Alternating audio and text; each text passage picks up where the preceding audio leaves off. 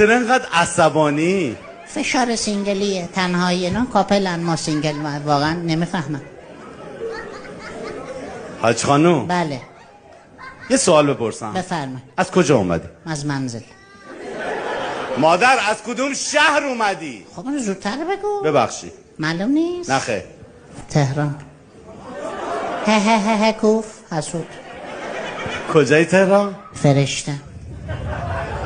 فرشته؟ بله. نمیخوره. گشنش باشه میخوره.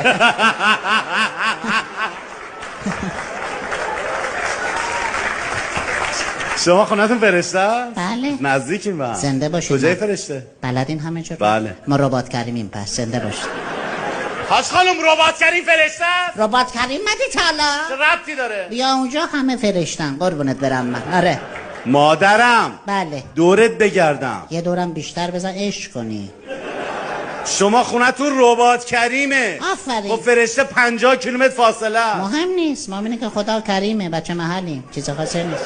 من و شما؟ بله. خدا نکنه. خدا کرده، برو حال کن، از خدا تم باشه. حاج خانم به قرآن میام منو میبرن ها. تا دلت بخواد منو میارن. مادر بله. بی خیال. با خیار بهتره. اه. خیار